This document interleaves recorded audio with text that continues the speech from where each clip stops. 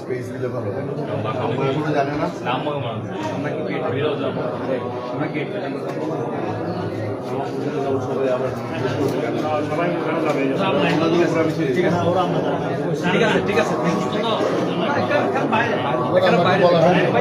বাসে থাকেন, ওমানে থাকেন, তারা ইন্তেকাল করেছেন।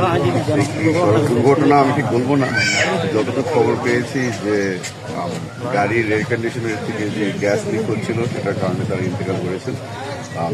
তার পরিবারের সাথে দেখা করতে গেছিলাম। আশা করছি যে মঙ্গলবারের মধ্যে মরদেহগুলি দেশে পৌঁছাবে, পৌঁছাচ্ছে। এটার জন্য ওমানের যে অ্যাম্বাসেডর সাহেব আছেন উনি সহযোগিতা করছেন। আমাদের এখানে বাংলাদেশের সরকারের পক্ষ থেকে যা সহযোগিতা দেওয়া হচ্ছে, এটার জন্যই এসেছিলাম।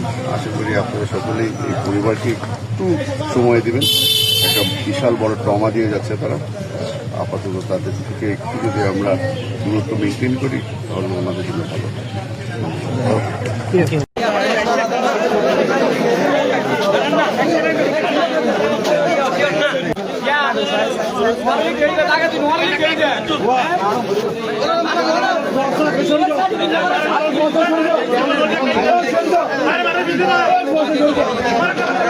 দু একদিন আগে একটা আমাদের শোক সংবাদ এসেছিল। আমাদের ওমান প্রবাসী এক পরিবারেরই 4 জন সদস্য ইন্তেকাল করেছেন। আপনাদের কাছে আমি খালি একটাই অনুরোধ করব, এই পরিবারের সদস্যরা আপনাদেরই আপন মানুষ। যারা ইন্তেকাল করেছেন তাদের সকলের জন্য আপনারা দোয়া করবেন। তার সাথে সাথে এই সমাজের সদস্য হিসাবে আপনাদের সকলের একটা দায়িত্ব পড়ে এই পরিবারের পাশে দাঁড়ানোর, তার এই খারাপ সময় তাদের সাথে থাকা। আমরা সকলে ভুলে যাই যে মত যে কোনো সময় আসতে পারে। আমরা দুনিয়া নিয়ে এত ব্যস্ত থাকি যে আমরা পরে যে এক জায়গায় যেতে হবে দিন নিয়ে আমরা কেউ চিন্তা করি না। আমরা সবাই দুনিয়া নিয়েই আছি।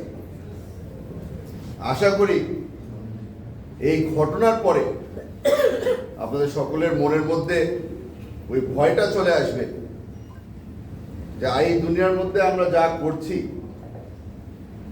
সবকিছুর হিসাব উপর আল্লাহ রাখে। আপনাদের সকলকে অনুরোধ করব, এই পরিবারের পাশে থাকবেন, দিনের ব্যাপারে চিন্তা করবেন। এক পরিবার প্রায় ধ্বংসের কাছাকাছি চলে আসলো। আমি যতদূর খবর পেয়েছি এক ভাই এখনো জীবিত আছে।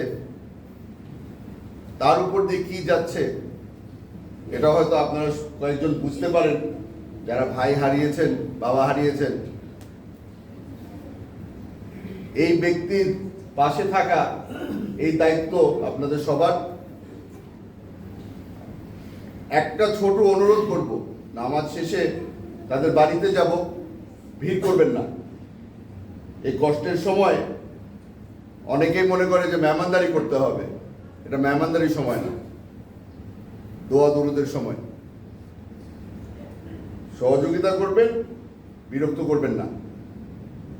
আমরা জানি আপনারা এখানে যারা উপস্থিত আছেন মনের টানে এখানে এসেছেন, কিন্তু একটা বড় দায়িত্ব আছে। এই দায়িত্বটা যেন আমরা ঠিকমতো পালন করতে পারি, আমার সহযোগিতা করবেন। আসসালামু আলাইকুম।